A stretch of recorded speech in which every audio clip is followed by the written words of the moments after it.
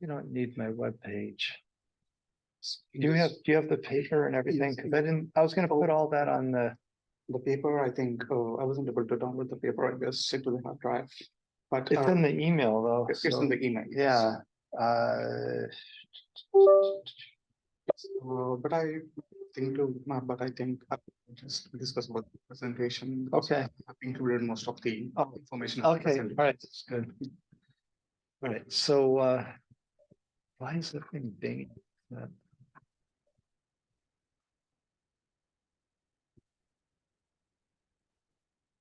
That thing is kind of weird. Huh? Oh yeah, it could be because of that.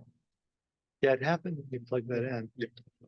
It was Okay, I think we're off. do we have like any other slow? Yeah, there's this block there somewhere. Oh, Well, no. Yeah, sorry. oh, I don't know what this is. so I think it's a Bluetooth. Maybe And you can just plug that in here.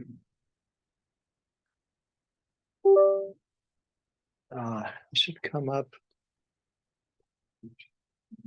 Hopefully I didn't shut down the whole thing with that. I think somebody left their Bluetooth here, probably, right? probably I think it might be for Yeah. some other equipment or device. Yeah, but the UC wouldn't have that. So it should come up. Yes, we can just go to this PC here on the computer. Oh, we can speak here. Right? Here, why don't you do it? Yeah. I use a Mac, so I'm always kind of semi-lost here. We cannot. Oh, it isn't being read. I think I Okay, need to maybe change that's the not slots. Yes. Wait, Have you used the one on the screen? Oh, I haven't used this, so it's my first time. okay. On this back. It's nice. That looks like a gel. There's more here. Oh, I think, Professor, it would be much better for us to just log into the email because I have sent to the PPS right. Okay, why don't I just it took me 5 minutes to kind of put it out. And I was gonna do that, but yeah. Let me just try to do that. See if I can get on the internet with this. I mean, How can we should be able to read a USB drive. Well, here, isn't it this thing down here? Like you click this. Wait, because when we just connect a drive to the PC, we can just directly find it. But yeah, we go to log in into the Outlook account.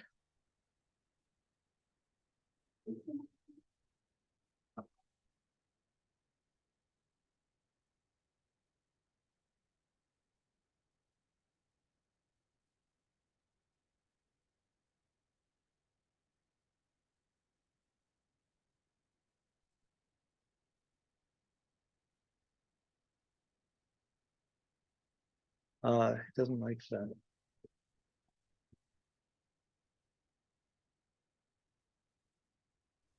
Like that.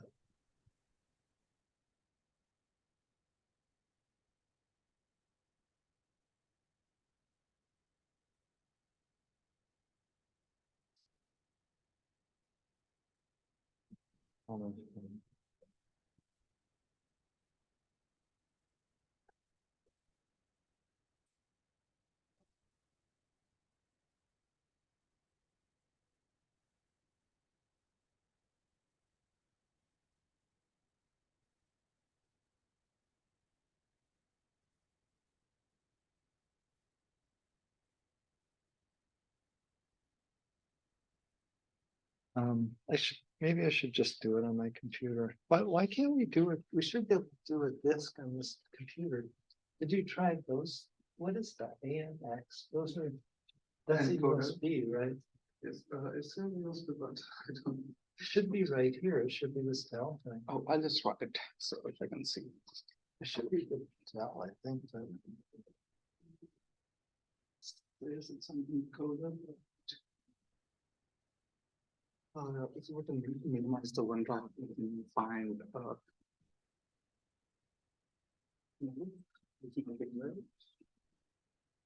I think it's good.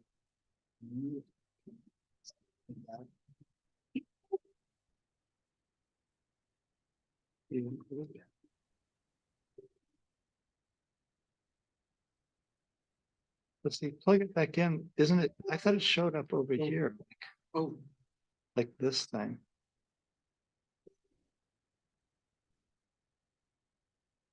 Hmm, yeah. I think okay, I have a solution for that.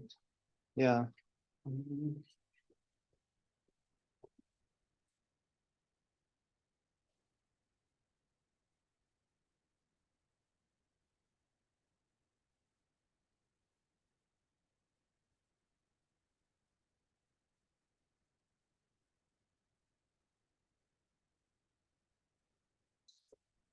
I'll just log into the website.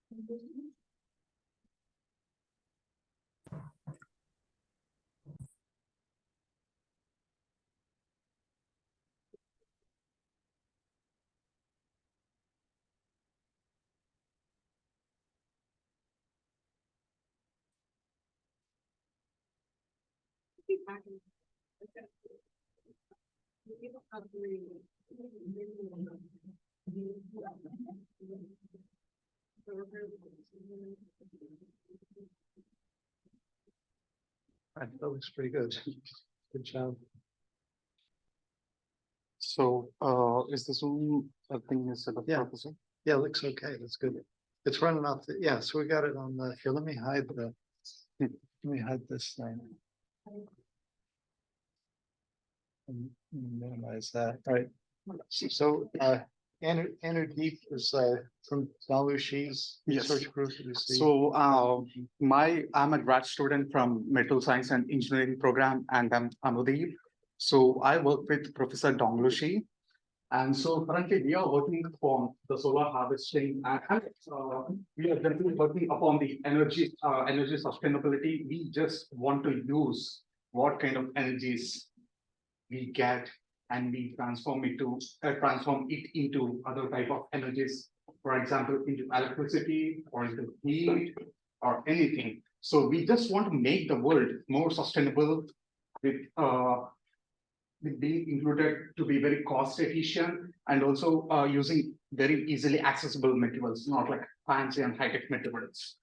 So Can you say where are you from? You're from India or? so I'm from India, Professor. Okay. So yeah, our climate is also pretty hot as well. So Yeah. during the winters, so like in Africa, so we can Or from South India? from South India. Okay. Yes. So for us, the energy harvesting plays a very crucial role because And our how long have you been at UC? so I have been like for 1 year. So I have came here to UC for like last semester, last fall. And what was your undergrad? Oh, my undergrad degree is in mechanical engineering. Okay. Yes. So right now I'm pursuing material science because I just want to research on sustainability in agriculture. So that's my main purpose.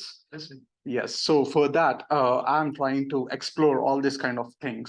Right. Yes.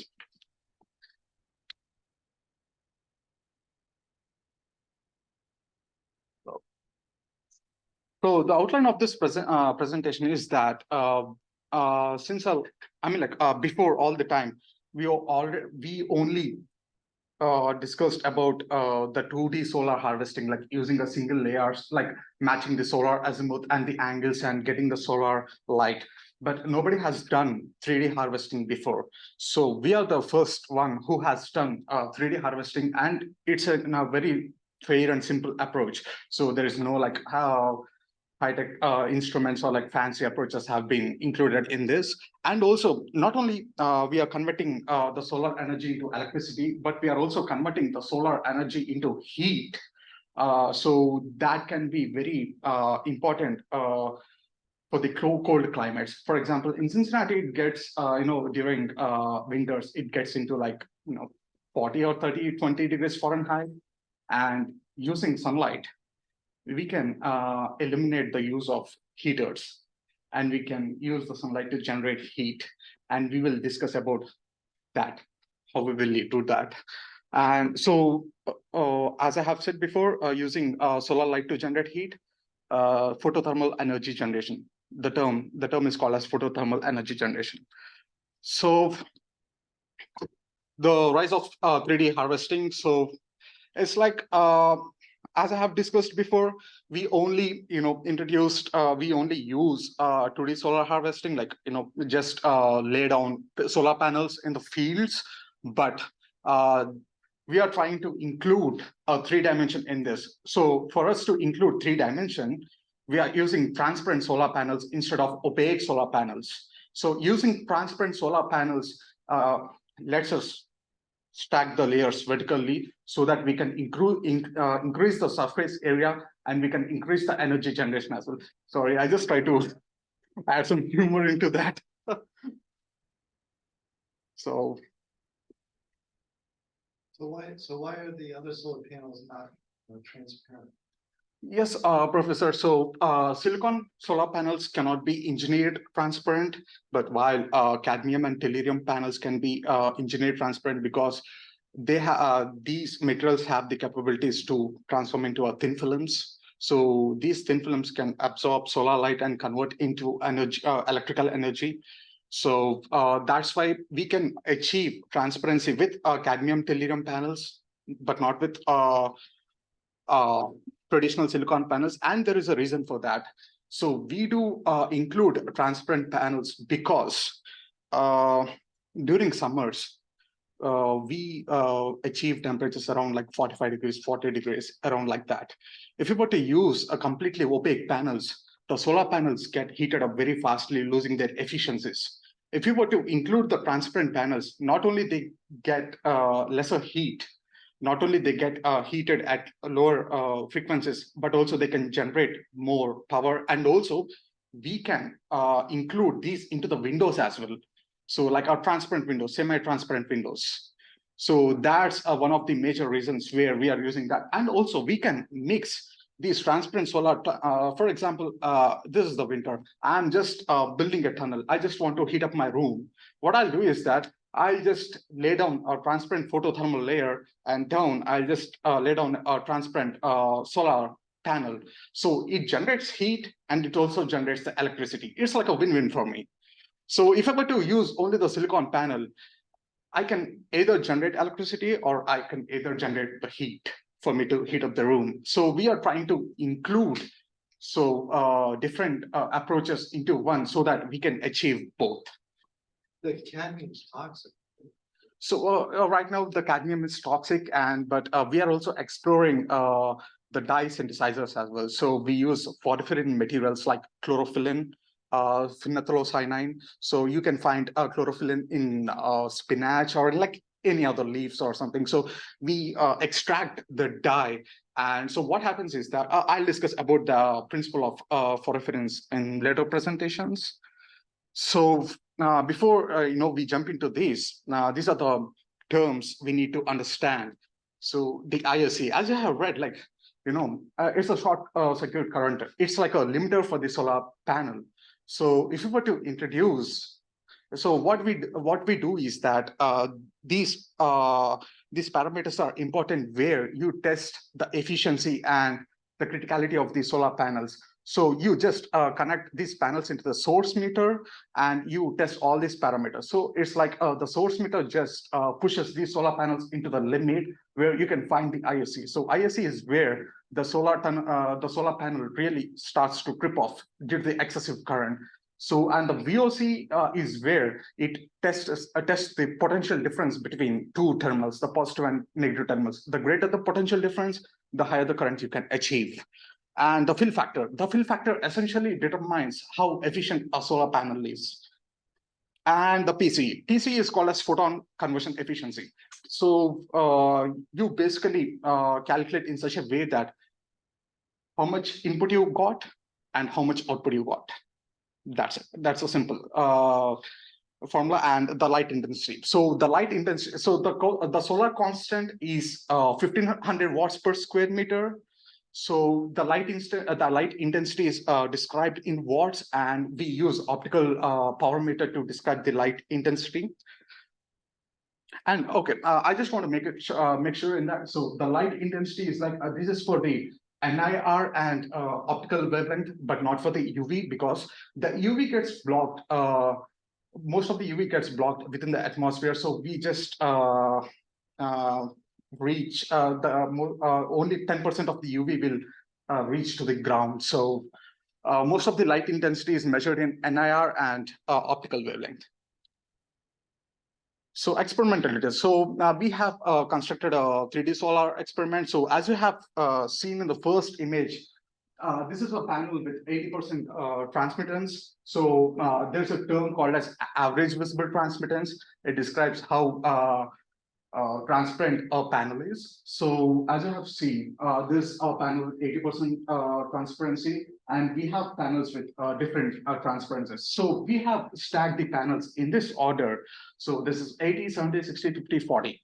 So we like that, we discovered that even within the bottom layers, the light passes through and the cadmium tellurium material gets excited and generates electricity. So these are the single layer power. The lowest on the top, like when you put the highest transmission. Yes, the 80% transmission. Yes, yes, professor. Right. So regarding that, we have done various orders like 80, 70, 60, 50, 40, and 42, 80. Is there a math equation you could just calculate what the best arrangement would be? Yes, for that, I mean, like for these kind of things, we cannot easily construct a math equation because we are testing under the natural conditions. So flickering plays a very important role in this. Yes. So also there's a spectrum, right? So yes, there is a spectrum. Yes. So in like NASA or the solar lab in Colorado, they make these small chips, right? They have multiple layers. Yes. So they use different materials. Yes. To pick out different wavelengths.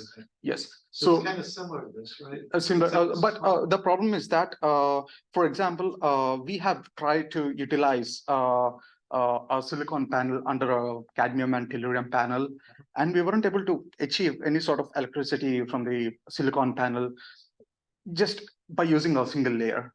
So by that, we have determined that we can only achieve multi-layer output using panels with similar materials. And I mean, that depends upon the index values, the UV index values, and the rays, the intensity of light we are getting, the flickering range. I mean, if you were speaking about the applications in the space, we receive a lot of UV radiation. So we can really utilize that spectrum with the desirable materials like DSSs. DSS respond very well to the UV spectrum. But since the UV spectrum here, the UV ray percentage here is very low, we are only left with optical rays and with the NIR rays. Only few materials can take use of NIR rays, but their efficiencies are pretty low. So when did you do this with no people out there? So it is during the summer. Oh, it's in the summer? Summer, yes. Yeah, because right now it'll be like crowds. Yeah, there's a crowd of. Everyone will be looking like, what is this thing? Yes. Right. Yes. So these are the results for the single layer power output.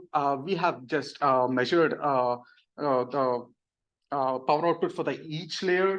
I mean, like individually. So we have received these figures. I mean, you can see that the 80%, the 80%, the 70%, you can see the efficiencies are pretty low. For example, a commercial silicon panel has like 20 to 25% efficiency, like under ideal conditions, under lab conditions. So we are speaking about the light intensity around like 550 watts.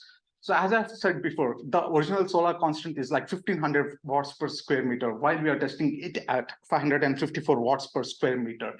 So it is like 1/3 of the original intensity. So that's why the PCs drop significantly, and also the power output cannot be ideal due to the natural conditions we are testing at. And also, I just want to note it that, but these So kind of sum these efficiencies, or I mean, your total efficiency with the sum of those, or like, these are the individual efficiencies of the each panel, Professor. but for the whole device. For the whole device, so we just want to have a control mechanism. We just want to show the individual layers first, and after that, we went into the multi-layers. So, for example, I'll show. Oh, this is just the efficiency when they're isolated. Isolated, yes. I thought you meant when they're on the stack. Yes. Okay. So these are for the stack, from the 80% transmittancy to the 40% transmittancy. Okay. Yes, as you have seen, so the PC, the power output drops. For the interestingly, the 70% has a larger Pmax compared to the 80%, even though it is placed under the 80% AVD panel. So I mean, we can draw a conclusion where the angle of light, the intensity of light, and also how light interacts with this cadmium tellurium matter also plays a key role in increasing the output of the power. But after 70%, we can see that the electricity output drops considerably. And for the 40%, it goes up to 0.047, but the PC stays higher compared to the 80% panel. So the original 80% was 8%, wasn't it? No, so for the original 80%, it was like 1.94%. Okay. Yes, you can see I at the see bottom. Bottom, Okay, yes. Yeah, sorry. Oh, so you have the table flipped over. Right, sorry. So because this is an stack output. This is a stack output from 80% to 40%. Yeah. Okay. Yes. So So in this case, you would add together the percentages. no, we don't add together the percentages, because the light equally passes through all the layers, and we take an average out of all the output. Like, we calculate the net power density with the net power. So that's how we calculate, and upon that we have discovered that this descending order can produce 233% more power compared to the single 80% AVD panel. I see. Yes. So this is the multi-layer power output ranging from 40 to 80%. It's in an ascending order. So as you have seen, the 40% panel generates most of the power, but the lower panels can also generate some power. So if you were to use these kind of setups in a very humid region, or like in a very hot region where the UV index is pretty high, you can expect the increase in power within the lower panels as well. So you put the panel on concrete, or what's the base? So it doesn't matter, Professor, because the thermal conductivity we have. No, I'm thinking about the reflective light. So the light comes back through. Is it transparent? Right, it goes down. And then back yes. through. Since we lay down everything on the In fact, if you put a mirror under it, yes, yes. What happens is that the light the light intensity when it comes to the bottom panel is pretty low. Even the reflected light cannot help the solar panel to generate enough electrons to jump that junction. So we have tested it, and we have seen that even if you were to place a lot of reflective mirrors alongside it, the photonic energy isn't enough for these electrons to excite into the other junction and generate electricity. That's the main principle of working principle of a solar cell. So this is the net PC. So for the descending order, the net PC is around 11.53%, and the for the descending order, the net PC is 6.3%. So upon seeing this table, do you see anything different? Like, does it raise any question upon seeing this table, the ascending versus descending?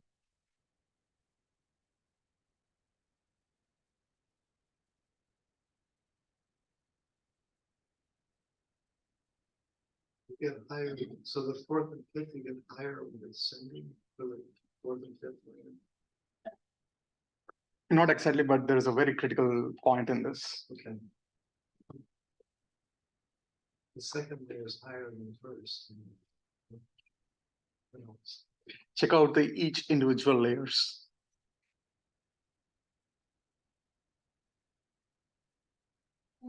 Number one, like 40% is kind of weird. Yes. And so when you compare with a descending order, what can you feel? That, a single panel can generate a lot of energy compared to the descending order, right? So here, we also thought that, okay, why including descending order in this? Since a single 40% panel can generate a lot of power instead of using all these descending orders, and saying that, okay, compared to the 80% panel, we are generating 233% more power. But here we want to include the factor of heat, because when you left the panels in the summer regions, especially in the summer regions, the panels tend to heat a lot. And the lower the transparency is, they are more prone to get heated and they lose their efficiency very quickly. So that's the reason why descending order plays a crucial role when it comes to the hotter climates, hotter regions, so that we can have a sustainable power output compared to the ascending order. So if I were to use the ascending order in a very hot climate, the top layers lose their efficiency pretty quickly. So that's the reason why descending order plays a very crucial role when it comes to the hot climates. So for the climates during winter, we would suggest to use the ascending order, because since the climate is cool, we can just micromanage everything. So apart from that, apart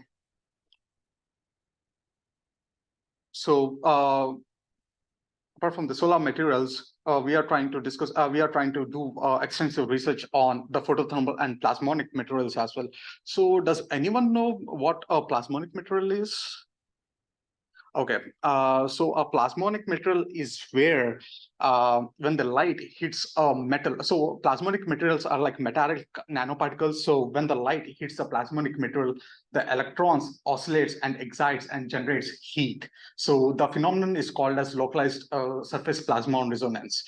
And the photothermal materials, it says that it just defines that you pass the light onto that material, it generates heat. Simple as that.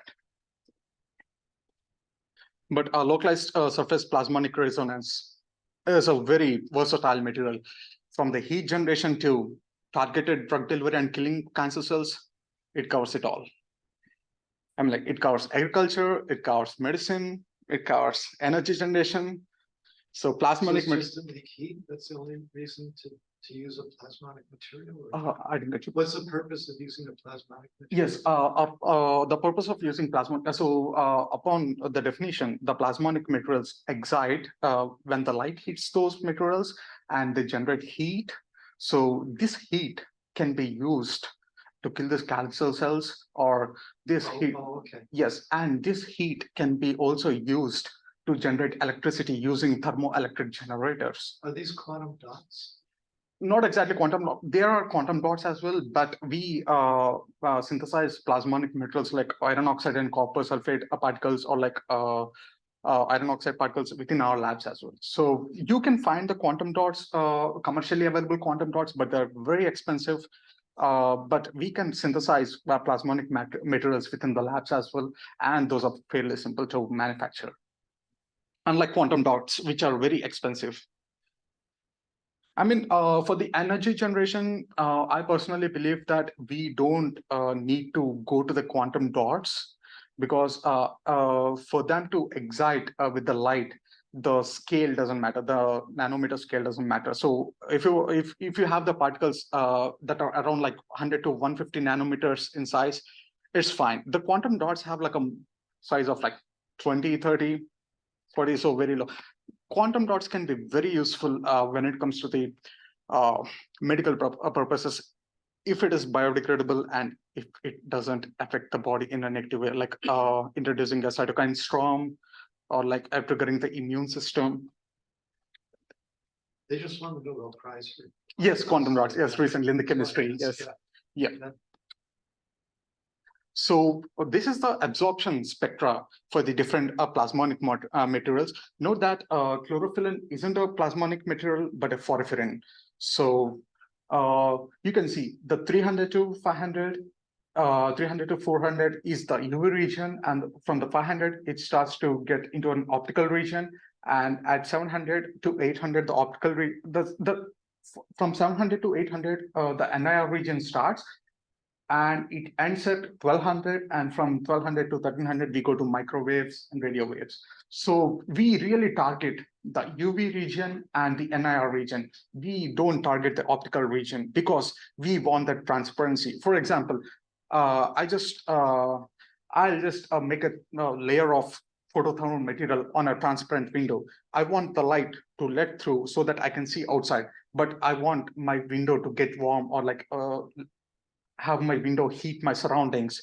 So these kind of materials help us to absorb the NIR regions and the UV regions and heat up the room, and letting the optical region stay like that. So chlorophyll is a natural? Yes, Why chlorophyll. is it? Why would it not take the radiation in the middle? Why would it's evolved that way, right? I didn't get you. So why does chlorophyll want to be transparent? yes, upon the first of all, chlorophyll wants to be transparent. Upon the results we have seen, it wants to be transparent at optical regions, and also chlorophyll can be engineered to be more transparent. So porphyrins can be engineered to be more transparent, and there is a synthetic version of chlorophyll, like they extract chlorophyll and they engineer it, called as chlorophyllin. They make it to absorb NIR radiations and UV radiations, but not the optical wavelength. So we can engineer porphyrins, so the chlorophyll, phthalocyanine, and also the heme, the material, the porphyrin material in our blood, hemoglobin. It can also absorb heat, light, and convert into heat. So these materials have different absorption variations, but these can be engineered at different engineered to absorb at different intensities. So yep, the porphyrins work upon a principle called as non-radiative decay. So they just don't generate protons upon absorbing the light. So what they do is that when the plasmonic materials are affected with light, the electrons inside these plasmonic in the porphyrins just excite, and during those stages of excitations, you have a spare energy. The spare energy is released into the thermal energy, and the electron excitation stays as it is. And these kind of electron excitations can be used to generate electricity. So due to non-radiative decay, you have two stages of energy generation. One is in the form of heat, and another is in the form of electrons. So what happens is that when we have enough light intensity, these electrons can have the enough energy to jump from one junction to opposite junction, so that it can trigger the flow of electrons and generate electricity. So that's how DSSE works, dye-synthesized solar cells. So it's you can call it as like a semi-biological solar cell. It is very easy to manufacture. It is very flexible, and the operating efficiency of that DSSE is like 15 to 20%. And also, yep, the beauty of porphyrins is that you can both generate electricity and you can both generate heat. So it can be a win-win in a countries where the winter is very harsh. So it's like perovskites and porphyrins kind of competing, but porphyrins kind of lost, right? And perovskites are the thing people are going with. And porphyrins are stable. Yes, porphyrins are stable, and they're very easily accessible as well. So we can just grind down the spinach, freeze dry it, and extract chlorophyllin from that, and we can use it as chlorophyllin and other kind of porphyrins, like phthalocyanine is a very fancy material. So I didn't include that because the degradation rate of phthalocyanine is very high. The only disadvantage with porphyrins is that the degradation factors. So upon all the materials we have found out is that chlorophyll has the lowest degradation factor, followed by hemoglobin, heme. So we cannot just use hemoglobin for solar cells or like that. So we started to use chlorophyll for that. So as I've discussed before, this is the dye synthesized solar cells. So they just mimic the photosynthesis. So you have like we use electrode, the titanium dioxide electrode. So it acts as a junction for these excited electrons to get passed through so that it can generate the electricity. So you can see the absorption, the various steps, the absorption of light, the non-radiative decay, and the electron injection and the electron transport. So the electron injection and the electron transport is managed by the titanium dioxide and the dye, and also the electrolyte and the counter electrode. So for these dye synthesized solar cells, the output of NIR and the output of UV radiations play a very crucial role for this. So you cannot just introduce optical wavelengths and expect it to generate electricity or heat as a matter of fact, because they are engineered to absorb UV radiations and NIR radiations to generate heat, because we just really want to conserve that optical wavelength. What is FTO? What's the FTO? Transparent oxide. Yes, so FTO is just a transparent material, so it just lets the sunlight pass through, and also after countering all this, this FTO also lets the light pass through down that, so that it can be used with other photothermal materials to generate heat or some other. So it's a transparent. Making it transparent, yes. Photocell. Yes, transparent photocell. So it's we can call it as like a photovoltaic and photothermal duality. What electrolyte do you use? So the electrolyte. You have a counter electrode. That's a metal, right? Yeah, that's a metal. So that's not transparent. So we can make we do make counter electrodes transparent. Okay. Yes.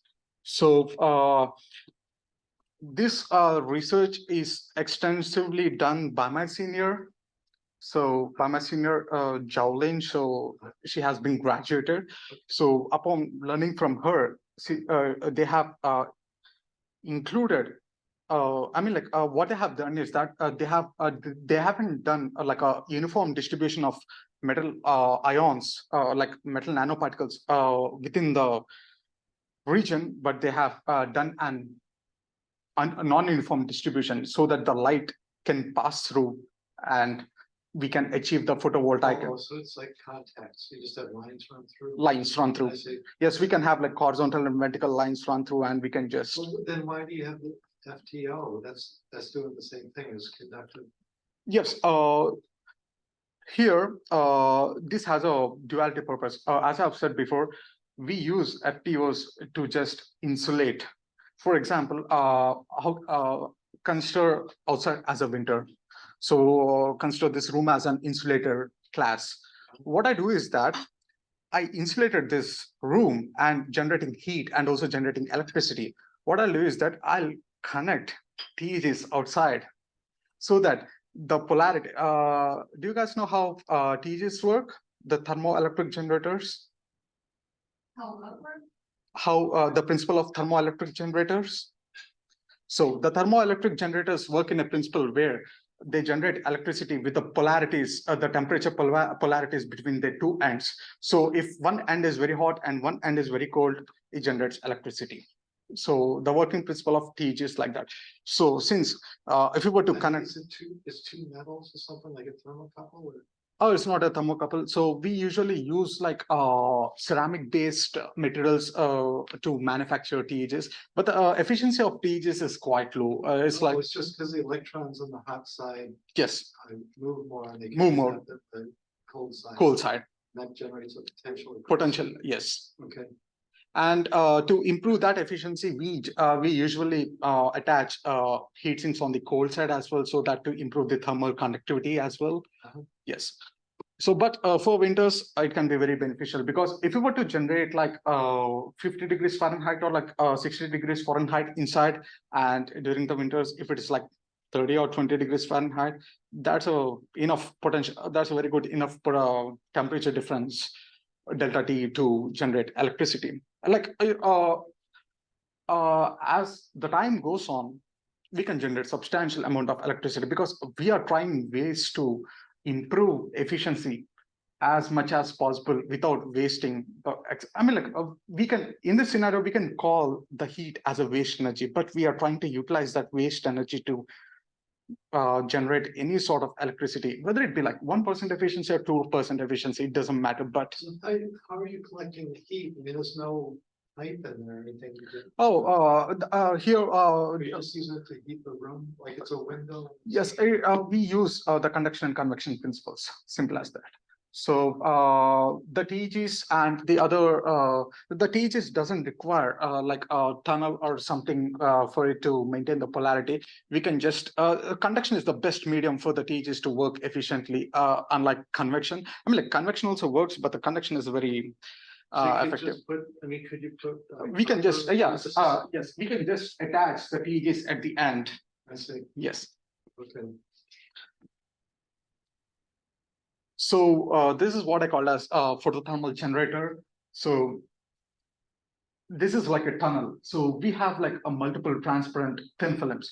We either coat it with plasmonic materials like iron oxide particles, gold particles, silver particles, copper particles. These all are plasmonic particles. So we just coat these films with these glasses with iron oxide nanomaterials or plasmatic nanomaterials and porphyrin materials, so that when the light passes through these materials, and since they are transparent, they collectively generate heat. And upon top of this, we also included in the other experiment, we also included TEGs on all these sides, so that they can utilize this excess heat to generate electricity as well. But the main purpose of this project is that we want to make our rooms cozy and comfortable during winters without the use of any radiators or like any heaters. So this is just using sunlight to trigger the electrons within those materials and generate heat. So upon our experiments, when we used these generators, we have generated around like 80 degrees to 100 degrees Celsius when the ambient temperature is like 27 to 30 degrees. So wait a minute, you mean inside this device, is that heat or what? So yes, Professor. So how's it going to be implemented exactly? Yes. So each of this film is coated with a plasmonic material or like a porphyrin material as a form of thin film. Yeah. So we stack it in multiple layers, because each film has like a transmittancy of like 80%, 85%. Air through that and then blow it into the house. You'd have a blower. Yes. We don't. We can just use the natural principle where like the hotter air is more denser than the colder air, so the hotter air just stays down when the colder air stays up. So being the colder air more less dense. So we use that principle, and also we can use fans as well. Like we can just use a low power fans, but the main priority for us is to that this. So for an engineer, from an engineering perspective, this tunnel directly gets into the room. Like it has a direct room outlet, so that the in such a way that, so I mean, like we are currently designing an engineering design for that. This is a scientific principle, and we are designing an engineering model in such a way that we utilize the principle of fluid density to just let the hot air pass through the rooms without using even the fans or something. We just want to make it pure. And there's a thing called a Thrombe wall. Have you ever heard of that? Oh, I haven't. Anyway, it's just you just take a paint a wall black. Yes. Then put a plastic sheet. Yes. The air heats up. Yes. Flows up Then you put a gap at the top and it flows into the house. Yes, the problem. Bottom has a gap that just circulates itself. Yes, the problem with black body is that while the black body is very efficient during the summers, the black body principle works very well at higher temperatures. But when it comes to the lower temperatures or like in the lower intensities, the plasmonic materials will be very efficient because since the plasmonic materials are very sensitive to the light, even the lower intensities can make it more excited and generate more heat compared to the black bodies. And also we can include these black bodies within the photothermal materials because the specific heat of the photothermal materials is quite low. So what happens is that when these get excited, they release heat very quickly and they don't let that heat stay within them. So they release heat more quickly, and these black bodies can absorb the heat efficiently and release the heat into the desirable locations. So that's one of the model we have approached. But for the research purposes, we shouldn't include any black body in the design, so that we need to prove that photothermal materials do indeed absorb the light and generate heat. But for improving the efficiencies, we can use the black bodies at the sides or at the bottom to make this design more effective. But during the winters, we don't see much effectiveness from the black bodies, but during summers, black bodies are very effective. So these are the IR images. At the center, you can see the IR images of the photothermal generator. As you can see, the average temperature is like 51 degrees. The top one reaches around like 70 to 80 degrees. So when we have done the scientific experiment, we made a control where like on one control, we have just removed the entire insulation. We just want to know how much temperature can it reach during the ambient in the ambient conditions. And when we insulate that, when we insulate these photothermal materials, we just also want to see how much temperature can it preserve. So insulation depends upon a lot of factors. But when we insulated the material, we have reached the temperatures around like 80 degrees, 70 to 80 degrees, while without insulations, each photothermal material also reaches to that temperatures, but they lose it very quickly, and the ambient temperatures cannot be maintained because it isn't insulated. I just want to make a comparison. So do you guys know about the specific heat? Yes. So the specific heat of these photothermal materials is quite low. It's like around 0.4 joules per. So compared with water, these get heated up very quickly. That's why. And on the left and right, you can see the heating curves of these photothermal panels. And on the left side, it is a plasmonic material. It's an iron oxide and copper sulfate material, Fe3O4 and Cu2 And on the right side, it's a chlorophyllene material. So it's a porphyrin. And when it comes to the engineering design, I don't trust chlorophyllene for a fact that the iron oxide and copper sulfate particles can last for years, but the chlorophyllene might get degraded within 1 or 2 years. What is the light that you're putting in? It's 0.4 watt per. Yes. So it's a simulator. It's a yes. It's a solar simulator. So it has like a output of 40% when it comes to the UV A rays. Try and just put in glass in without any coating. What happens? Yes. So when we place the glass without any coating, it doesn't achieve much temperature. Like if the ambient temperature is like 24 degrees, it barely goes up to like 27 degrees. That's it. So these are the heating curves we have achieved. And the conclusion is that, so when it comes to the 3D solar panels, while the ascending order is quite good in the colder climates, the descending order is the real deal when it comes to the hotter climates, because the efficiency plays a crucial role, and how these things get heated up very quickly also plays a crucial role. So the descending order can be utilized in the hotter climates, and the ascending order can be utilized in the colder climates. And the for reference on the photothermal generation. So it's all like for reference are like for reference like a chlorophyll are very easily accessible, and we can just make it in the home as well. So we can.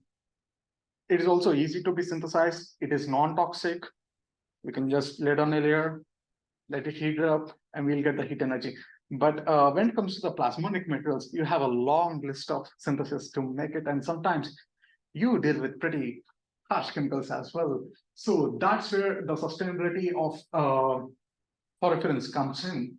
So, but when we are speaking about regions where there is a lack of water or like lack of flora, the plasmonic materials will be very useful. And using this for reference and using the for reference and plasmonic materials, we can also desalinate the water as well. So what happens is that I'll lay down a very large layer of porphyrin thin film or like a plasmonic thin film, and I'll pour a water on top of it, and I'll make a. You guys know how distillation works, right? Yes, you attach tubes, let the water collect. So we use the solars. So commercial desalinators have like this black bodies, which in where the black bodies get heated up and the water gets evaporated. But here, instead of black bodies, we use plasmonic materials or photothermal materials for it to get heated up more and desalinate the water. And these plasmonic materials and porphyrins can also be very crucial during the colder climates, because the black bodies cannot be much. So if, for example, if I were to leave the black body without any insulation in the colder climate, as much as it absorbs heat, it gives away the heat very quickly. As unlike the plasmonic materials, you can engineer plasmonic materials have like a higher specific capacity, or like you can insulate it well to control the flow of heat. So it has a lot of applications. So when it comes to porphyrins, yes, you can use it in medical applications, agricultural applications, and yes, there is this thing called as agrophotovoltaics. So where you may infuse photovoltaic capabilities and agro capabilities.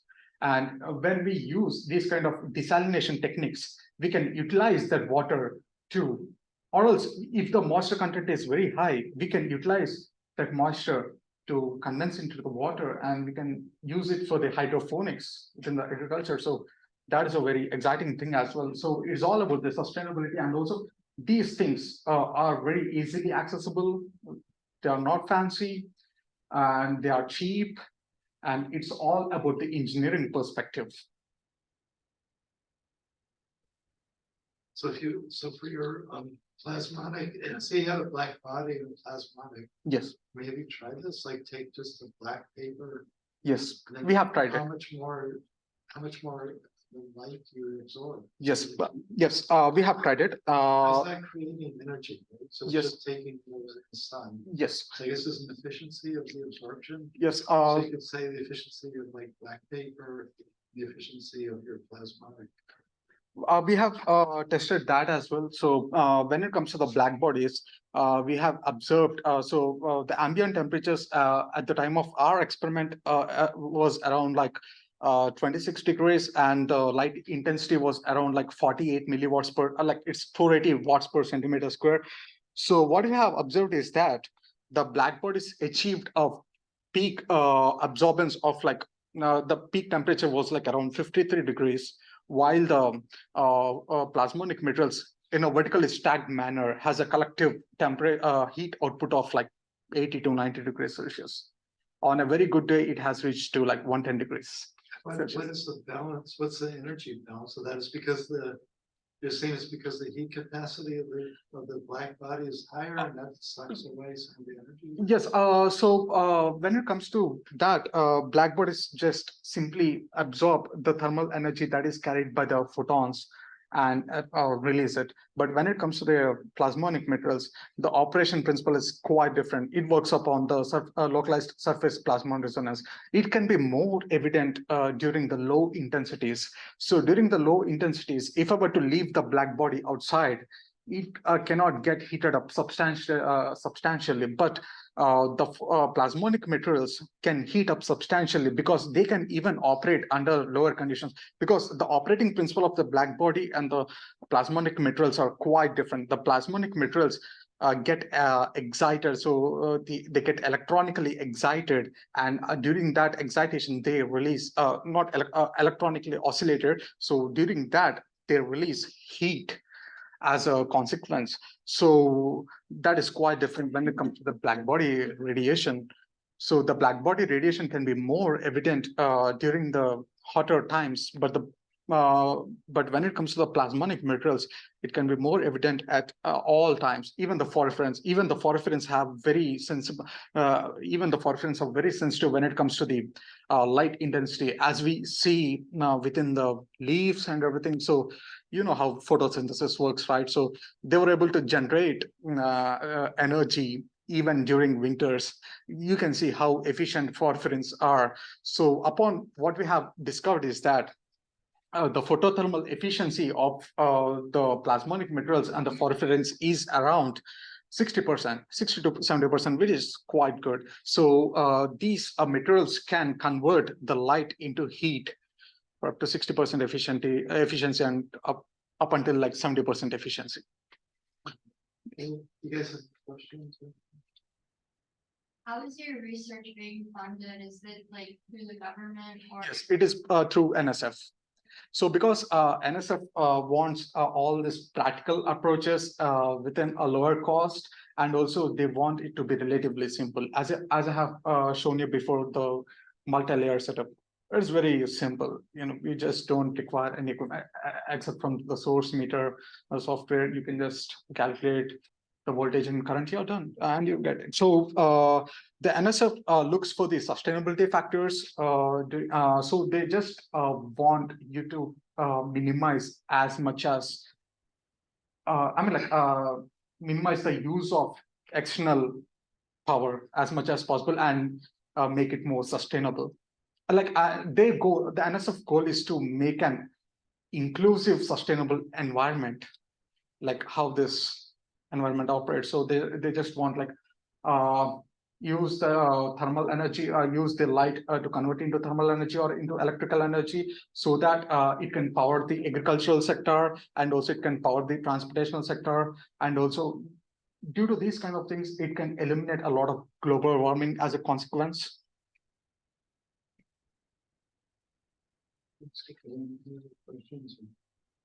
What are the disadvantages of free solar panel innovation? So when it comes to the disadvantages, as Professor have mentioned, the toxicity, and we cannot recycle solar panels that easily. That's a major factor. So, but it is much more better than using the fossil fuels and the coal factories, as a matter of fact, because for us to dig out coal, the entire area will get messed up. Even the ecological area and the surroundings area will get messed up. And but yes, for that point, that's why the porphyrins, the DSSs are growing rapidly, because not only they are safe, they can also be directly buried in the soil, and because since we're using natural dyes for that. So that's why we are focusing right now. We are also shifting our focus upon DSSs. But the major limiting factor here is that, as I have discussed, the porphyrins degradation rate is very high. So up until the costs, the costs fall down, like the operating costs fall down, up until then, the degradation factor is a crucial role for a lot of companies to consider, because anyone would like to have their solar panels, set up in a place and energy for like years and years, instead of it getting replaced for every 2 years or some. So yeah. But for personal usages, I would highly, suggest DSSs.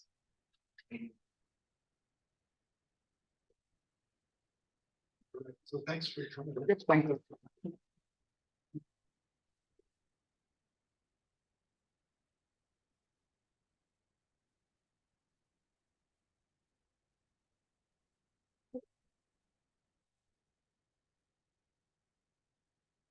Also, if you're interested in energy, solar harvesting or like any sustainable energy generation, you can just visit anytime for at roads 404 and 406. And also you can just consult Professor Shi. We are very happy to discuss about the energy generations and everything. Yeah. Thank you. Yeah. Yeah.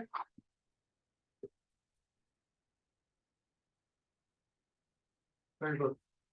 Oh, it's fine, Professor. I'm with the American Institute of Chemical Engineers, and we're trying to put on a research mixer at the end of this semester. Would that be something either you or Dr. Xu would be interested in coming to? So you would get probably like 10-ish minutes to come and talk to the chemical engineers about your research. If they have any questions, you can have like meetings after that. Yes, absolutely. Awesome. If you were to just tell me the date and time, we can set up the schedule. Awesome. Yes. So you're I was in Dr. Shi's class for intro to metallurgy, so I'll probably have his contact Yes, information. sure. You can just contact Professor Shi, and he'll be very happy to help you. Awesome. Regarding Thank you so much. No problem. Yeah. Can you guys see, is there anyone in the ICT that wants to go on this coal plant tour thing?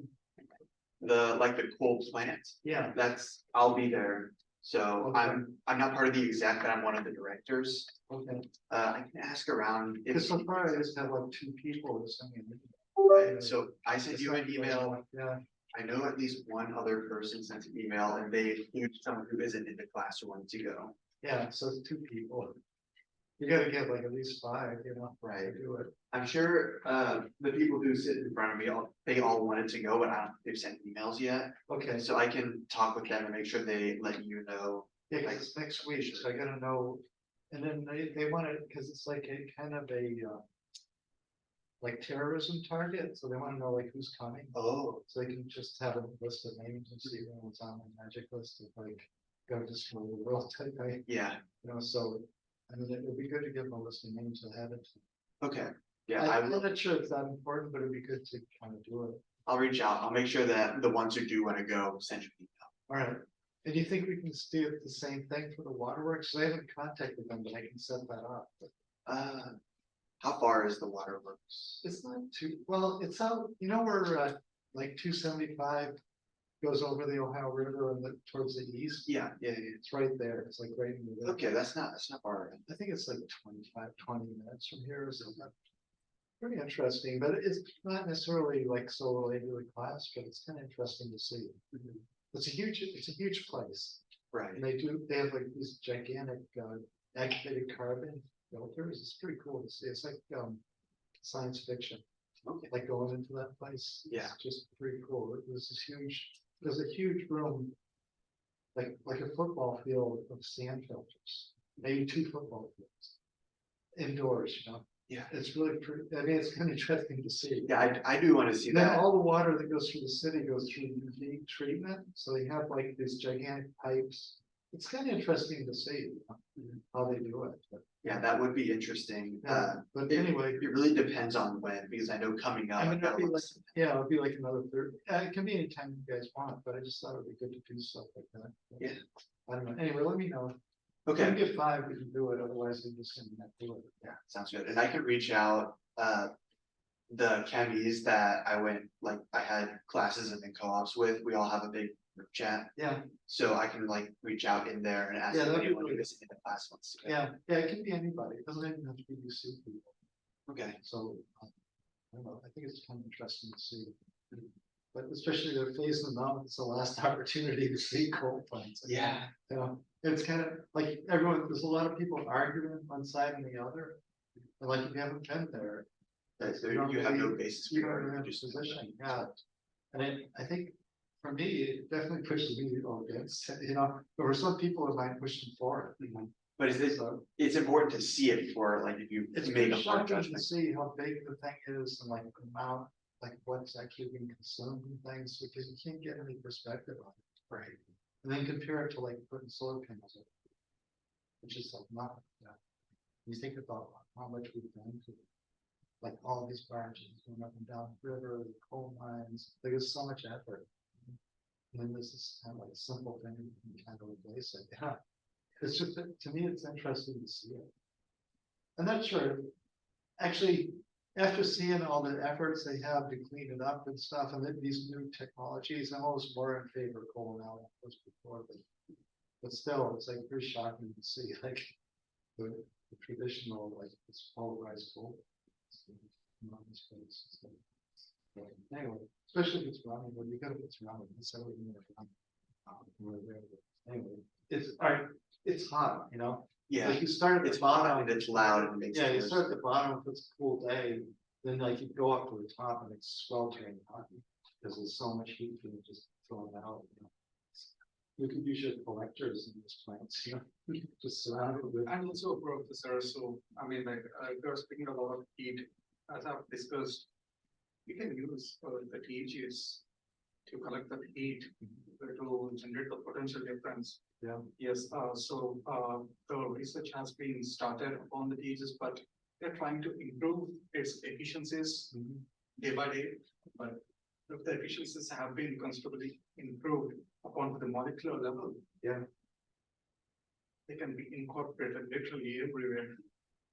Yeah, we're gonna do a tour of this, I mean, if I can get enough people, we're gonna. Thank you again. Yeah, thanks, sir. We're gonna do a tour of this, 80 acres farm, it's like indoor, garden, multi-level, Oh, agriculture, vertical farming, yeah, it's in Cincinnati, but we're going out to Hamilton, so if you're interested in that. Or if anybody wants to go on that, tour, Yes. it's like a tour of the place where they do it. Oh, this Cincinnati has one of the biggest companies. yes, please let me know. All right. that. Yeah, because you mentioned agriculture. Yes, because I'm from the agricultural background, so Uh, I used to do farming when I was in India. So, I knew, but the only disadvantage I have found with vertical farming is that it consumes a lot of energy to maintain all the essential conditions. Yes, that's the only disadvantage of vertical farming. But we can balance it with energies that are being generated by nuclear, solar, or wind, so that we can achieve that net zero carbon output. But the vertical farming is very promising. If But everybody it's has, just LED lights, does it really use that much power? yes, for the humidifiers and for the continuous supply of water and nutrients, it does use considerable amount of I energy. mean, this place recirculates all the water they use, almost all. Yes, of it. they recirculate the water. Yeah. And also sometimes in some regions, for example, in Japan, don't even use soil for them to grow the plants, like they Right. use the mangrove techniques. Yeah. So they just use, because if the water has if the water has all the essential nutrients that are required, plants doesn't really require a soil for that to work. Yeah. Yes, so those are the things that have been Yeah, they don't use soil, Soil, they have, yes. what they use is like plastic or something. plastic. Yes, They're that- going to do something like a foam plastic. yes, and also the advantage is that they can have like a sustained flavor output when it comes to plant. Uh-huh. If they are generating like fruits and vegetables, they have this sustained flavor output. Yeah, they usually have you can sample this, they sell this stuff in the supermarket. Yes. 80 Acres sells it. Huh? Yes, So you can get it at Kroger's. yes, It's a lot of it's like microgreens, they do tomatoes, they do different stuff. And they also have like packaged lettuce and things that they grow there. But now they have robots harvesting. yes, So it's all vertically farmed, sealed place, and they have robots going in and picking stuff. yes, Very interesting Yes. to see. It's in Cincinnati. yes. They're one of the biggest companies, so. So you know, you say that you studied that when you were an undergrad or something? So it's my hobby to Oh, do okay. farming. So for us, soil is very important. I mean, like not only soil, for the plants gets the nutrients to the plants, but also soil also plays a crucial role within the when it comes to the holding of water, the soil retention capacity.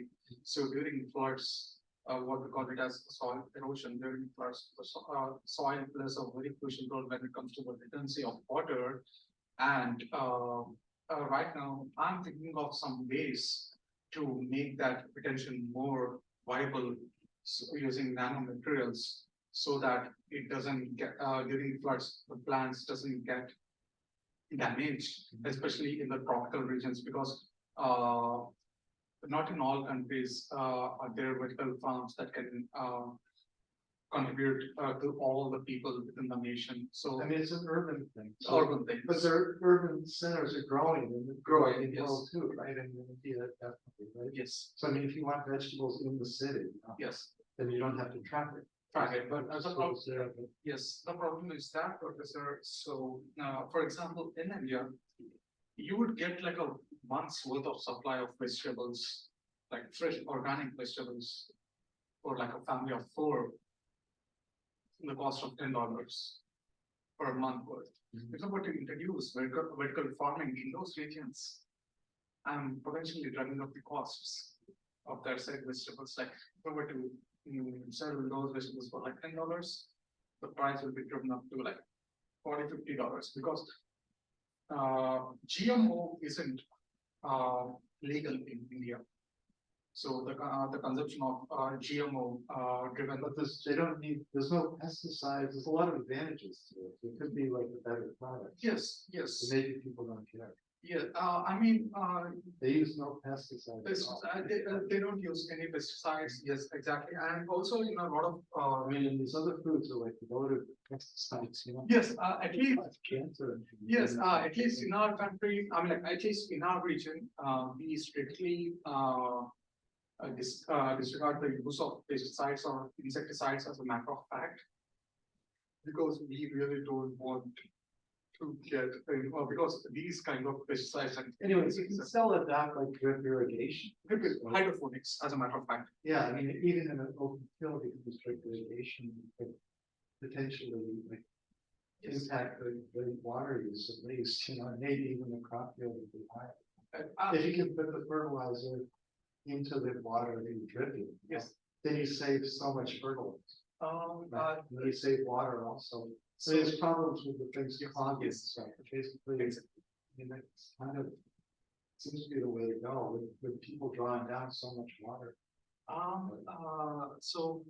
Do you know how rice fields work, Professor? So how do they grow rice Yeah. in the tropical countries? Rice is a different thing. Yes, though they just flood the entire field with water. Yeah, But theoretically, it doesn't require that much amount of water because these farmers doesn't have the hydroponic capacities, hydroponic equipment. So what they do is that they just fill out the entire field with water and let the soil absorb all the water and let the plants absorb all the water. But in reality, you don't require all that kind of water. So for this, nanomaterials can be we can introduce nanomaterials in this because, for example, we can take CNTs. CNTs can be engineered in such a way that they can either be hydrophobic or they can be either hydrophilic. So if I were to make a CNT with hydrophilic nature, it can literally absorb the moisture from the soil and feed it to the plant. And also, if I make the CNTs with a gram without charge, CNT metals with a charge, it can also benefit the rhizosphere. So the rhizosphere is a term where the region within the root of the plant, which hosts all kind of different microbes, different chemicals, and different interactions. So what happens is that these kind of microbes, like rhizobium bacteria, gives nitrates to the plant for protection. So these CNTs can also play a very crucial role in preserving this good bacteria and eliminating the bad bacteria. Because these kind of bad bacteria, some kind of bad bacteria have very thin cell walls, which can get destroyed due to the CNTs. Because we can put a silver lining upon the CNTs. Silver is very toxic to the bacteria. yeah, when you tell people you're putting silver out in the field, I think they're gonna go out there and start digging. Yes, Precious metals. once they hear it, it's in the field. But I don't know. Yeah, so I mean, we can use a lot of, actually we can use. So the rice, yeah, I saw the hydroponic rice grown in Japan, but they're doing that in vertical farming. But it basically those kind of crops, there isn't enough value added with wild, because, Yes, with the grain crop, basically it's not gonna work out. Maybe it's like the salmon energy or something. Basically, no one's really talked about growing corn, it's not like a little wheat, anything like that. Rice, maybe Japan is doing rice, but it's mostly a novelty. I think. But if you go, they have a building somewhere in Japan where you can go and like take your lunch kind of. yes, exactly. Just go indoors and pick the rice and things and cook it, I guess, and how it. But basically, anyway, who knows? The rice seems like a pretty big challenge. And also they have this, But they're doing the fish, they're doing agriculture and rice together. rice. So you can do those two together and kind of go off each other. Yes. Yes, as I have said, Professor, so rice really doesn't require that much amount of water, but due to the lack of infrastructure, Yeah, the farmer just fill up the entire agricultural lands with water and. yeah, I don't really know anything about this. I've seen it growing, but it's always been in the flooded field. Yes, exactly. So I thought, well, that must be how you have to do it, put dikes to hold the water. Yes, we really don't require further trades for the rice to grow. Yeah, it's interesting. I mean, there's a lot to do in agriculture. A lot to do, Professor. I had a project where it had nothing to do really with science. We were just making soil moisture sensors and then hooking them up to drip irrigation stuff, But it wasn't really a science project. It was just like to do, for it. I don't know, it was kind of an undergrad thing. Yes. More than anything. It's hard to see how you get like a science project in this sense. You can see how you can impact stuff. There isn't exactly a connection. So that, Professor, actually, the very important thing in agriculture, a lot of farmers in the entire world forget about is the soil retention. We cannot abuse soil like that. So if we were to abuse soil using all the modern techniques like the machinery and everything to just pick out the process and restate the seeds again, the soil loses its fertility and also the retention capacity.